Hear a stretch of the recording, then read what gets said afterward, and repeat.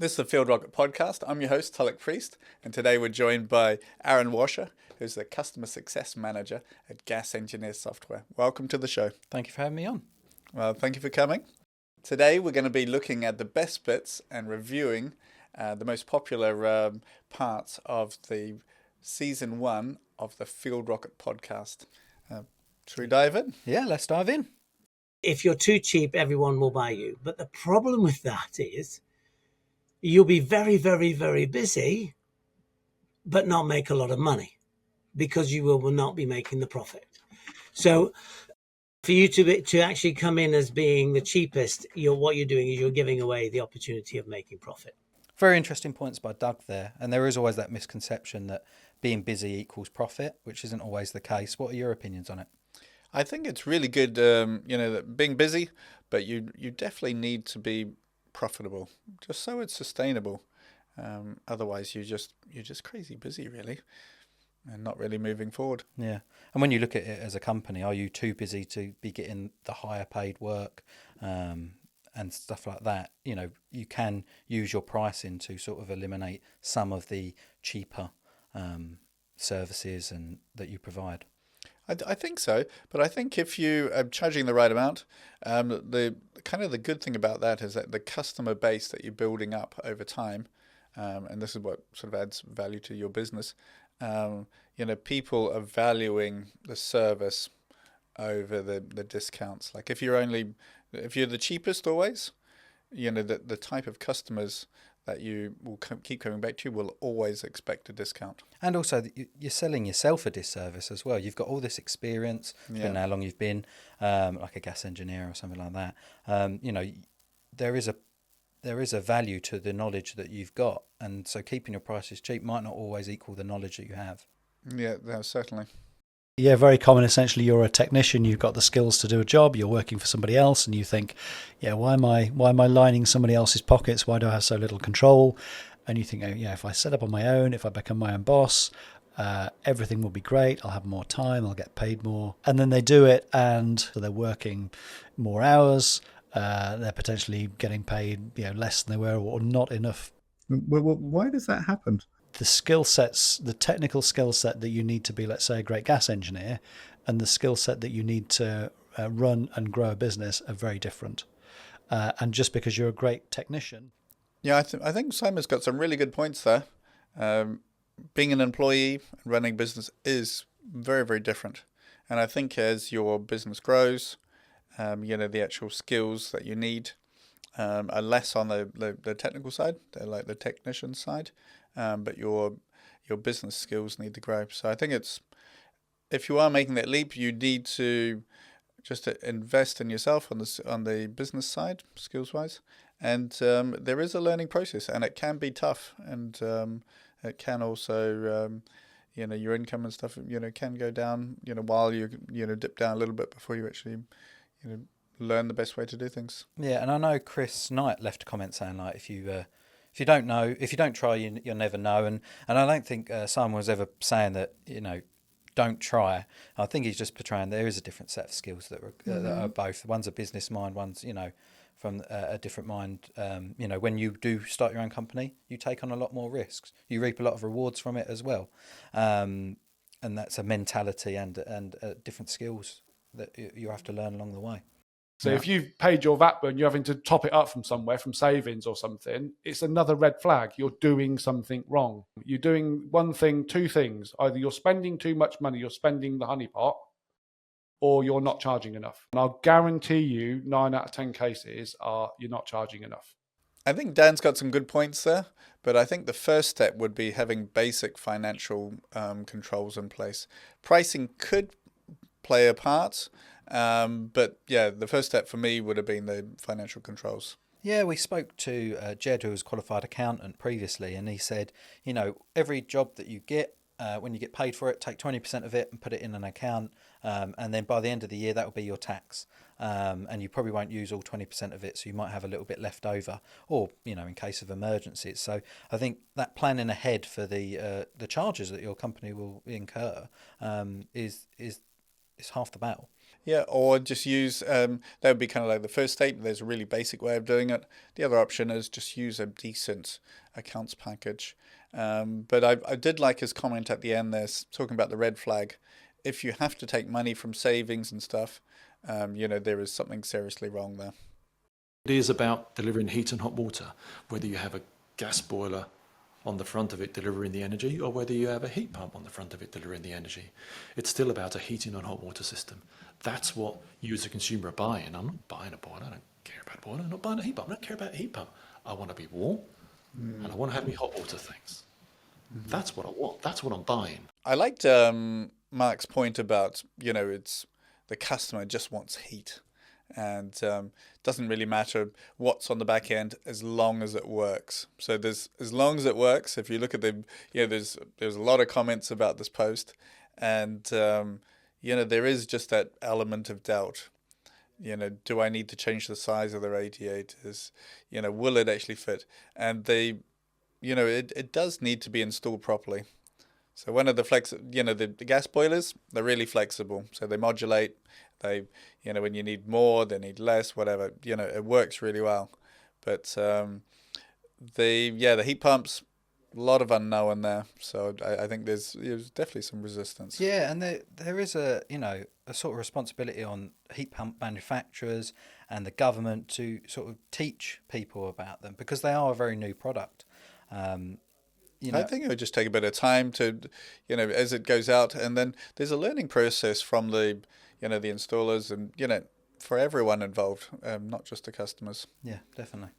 I don't like to use the phrase jack of all trades, but if you're constantly looking for somebody who's capable of doing everything, one of two things will happen. Either you won't find somebody because it's too wide and varied, the role, or you'll find somebody that's maybe 10% good at everything, which in fact, again, isn't going to be a good thing for you, because at some point the wheels are going to fall off. Sarah makes some good points there. What are your opinions? I think it's really good. I think if you don't have like a clear vision of what the role is that you're hiring for, it's really difficult to find the person to actually fit that. And I don't think, I think the chances of success is a lot lower.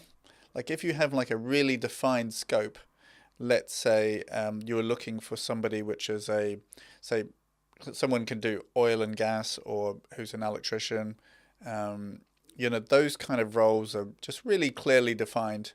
But if you're looking for somebody in the office who can do a bit of video, a bit of, admin, it's just, for me personally, the chances of success is going to be a lot lower. Don't leave your analyzers in your van. You shouldn't really leave your analyzers in your van anyway. Is it just because of the temperature or the moisture buildup? It's the temperature. Drop in temperature could contribute to moisture buildup, which then nukes all the internals of the analyzer. It's so bad. It's so bad for them. It's unbelievable. All those lithium-ion batteries for all those tools, they shouldn't ever be left in the van overnight when it gets down to really cold temperatures, for exactly the same reason. Very good points there from Dan. I agree. It was quite contentious in the comments. Some people were saying, I leave mine in the van, and I've done so for so long. And some people saying, nope, that's correct. What are your opinions on it? I don't know. I found it interesting that there was so much dialogue around this. Like if there was like this is from, Dan, and he's also an ambassador for Anton. He gets the technical advice from Anton. So he, the manufacturers know, how it should be done. So I think it's good advice. A lot of engineers have had a concern email sent to them, or a letter saying to them that an inspector is going to be going to visit on this day at this time. It's a horrible thing, because for most engineers, for 99% of the engineers, this is it's their livelihood, it's their life, and all of a sudden they think, hang on a minute, I'm going to have my gas safe registration taken off me because of a complaint or a concern that actually, I would say a lot of them don't really turn out to be as serious. I think there's some good points there. It's just the inspections don't happen that regularly. And, there is a lot of, concern if somebody was coming. You always feel, if somebody's coming to check you, you do feel like a little bit nervous. Yeah, definitely. And when he's speaking about like if someone raises a concern and stuff like that, the inspector isn't there to try and catch you out. They're just making sure you're following the process. And I think later on, he's kind of mentioning that it's the goal is to help you understand. It's a teaching kind of method. It's not, as you said, just not to catch you out. If you just focus on business, this is something that I've done at times. It's just not healthy. Yeah, I think for me, growing a business, there's two things in parallel. There's personal growth and the business growth. Yeah. And you don't actually get the business growth until you actually grow yourself. So Tulloch, what did you think of what Tulloch said? Yes, that's a good point.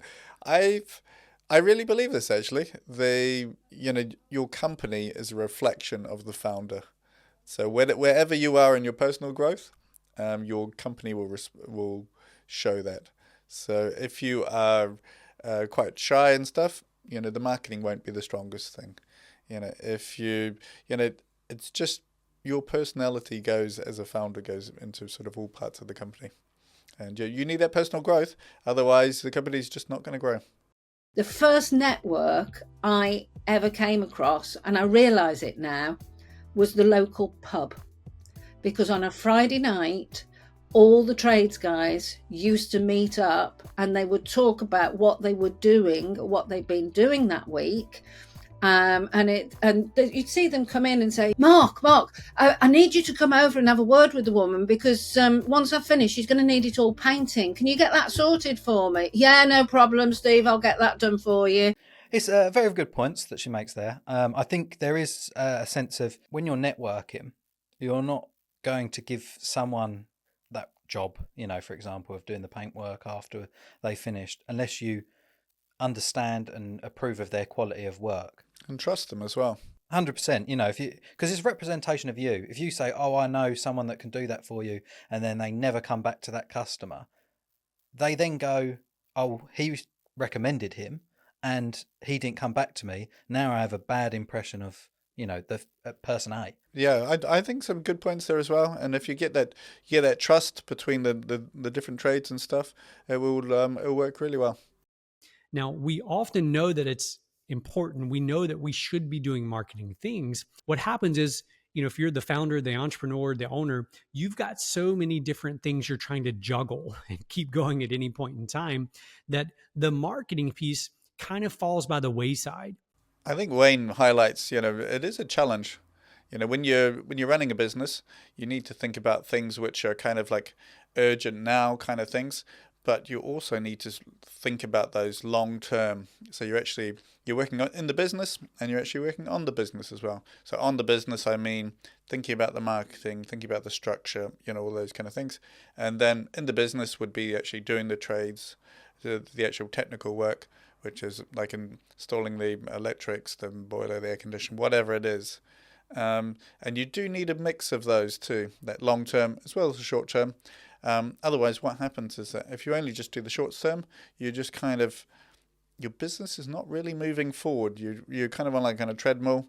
But if you make a commitment to do a little bit of the long term, working on your business each day, each week, you actually move your business forward. It's that mindset thing again, working in the business, and then what's going to get me to the next step? Is it social media marketing or next, and that is where marketing comes in. It is working on the business. Mm-hmm. Yeah, and I think you need the discipline to set aside, and that's what will actually make the difference, over time.